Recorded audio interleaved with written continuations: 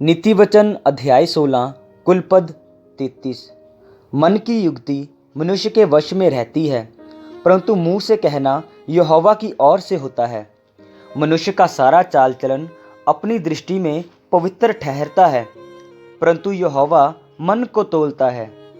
अपने कामों को यहोवा पर डाल दे, इससे तेरी कल्पनाएं सिद्ध होंगी। यहोवा ने सब वस्तुएं विशेष उद्देश्य के लिए बनाई हैं, वरन दुष्ट को भी विपत्ति भोगने के लिए बनाया है। सब मन के घमंडियों से यहोवा घृणा करता है। मैं दृढ़ता से कहता हूँ, ऐसे लोग निर्दोष ना ठहरेंगे। अधर्म का प्रायश्चित कृपा और सच्चाई से होता है, और यहोवा का भय मानने के द्वारा मनुष्य बुराई करने से बच जाते हैं। जब किसी का चाल चलन यहोवा को भावता है, तब वह उसके शत्रुओं का भी उससे मेल करवाता है। अन्याय के बड़े लाभ से न्याय से थोड़ा ही प्राप्त करना उत्तम है। मनुष्य मन में मार्ग पर विचार करता है, परंतु यहोवा ही उसके पैरों को स्थिर करता है। राजा के मुंह से दैवी वाणी निकलती है, न्याय करने में उससे चूक नहीं होती। सच्चा तराजू और पलड़े यहोवा की ओर से होते हैं। थैली में जितने बटखरे हैं, सब उसी के बनाए हुए हैं। दुष्टता करना राजाओं के लिए घृणित काम है, क्योंकि उनकी गद्दी धर्म ही से स्थिर रहती है। धर्म की बात बोलने वालों से राजा प्रसन्न होता है, और जो सीधी बात बोलता है उससे वह प्रेम रखता है। राजा का क्रोध मृत्यु के दूत के समान है, परंतु बुद्धिमान मनुष्य उसको ठंडा करता है। राजा के मुख की चमक में जीवन रहता है, और उसकी प्रसन्नता बरसात के अंत की घटा के समान होती है। बुद्धि की प्राप्ति चोखे सोने से क्या ही उत्तम है, और समझ की प्राप्ति चांदी से बढ़कर योग्य है। बुराई से हटना सीधे लोगों के लिए राजमार्ग है।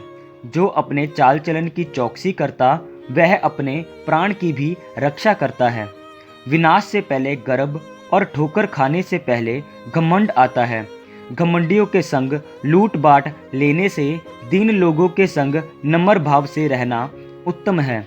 जो वचन पर मन लगाता वह कल्याण पाता है, और जो यहोवा पर भरोसा रखता वह धन्य होता है। जिसके हृदय में बुद्धि है वह समझ वाला कहलाता है, और मधुर वाणी के द्वारा ज्ञान बढ़ता है।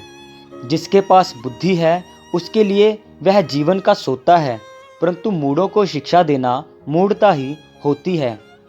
बुद्धिमान का मन उसके मुंह पर बुद्धिमानी प्रकट करता है, और उसके वचन में विद्या रहती है। मन भावने वचन मधु भरे शत्ते के समान प्राणों को मीठे लगते हैं, और हड्डियों को हरी भरी करते हैं।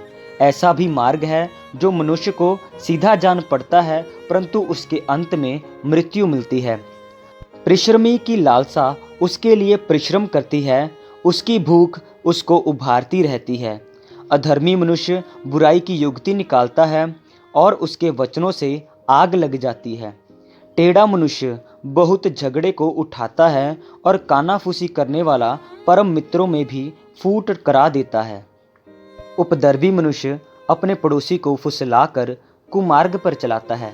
आंख मूंदने वाला छल की कल्पनाएं करता है, और होठ दबाने वाला बुराई करता है। पके बाल शोभामान मुकुट ठहरते हैं, वे धर्म के मार्ग पर चलने से प्राप्त होते हैं। विलंब से क्रोध करना वीरता से, और अपने मन को वश में रखना नगर को जीत लेने से उत्तम है। चिट्ठी डाली तो जाती है, परंतु उसका निकालने वाला यहोवा की ही ओर से होता है।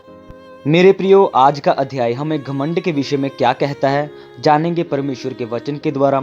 18 आयत में लिखा है, विनाश से पहले गर्व, और ठोकर खाने से पहले घमंड आता है।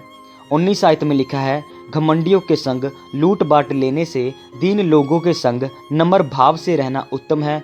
20 में लिखा है, जो वचन पर मन लगाता वह कल्याण पाता, और जो यहोवा पर भरोसा रखता वह धन्य होता है। मेरे प्रियो, वचन हमें साफ बताता है, ठोकर खाने से पहले मनुष्य के मन में घमंड आता है, पर जो यहोवा पर भरोसा रखता है वह धन्य होता है।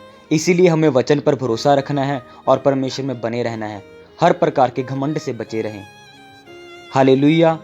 अगर आपने इन वचनों के द्वारा आशीष को पाया है, इस आशीष को, इन वचनों को सभी के साथ शेयर कीजिए और हमारे चैनल गॉड्स टॉक्स हिंदी को सब्सक्राइब कीजिए।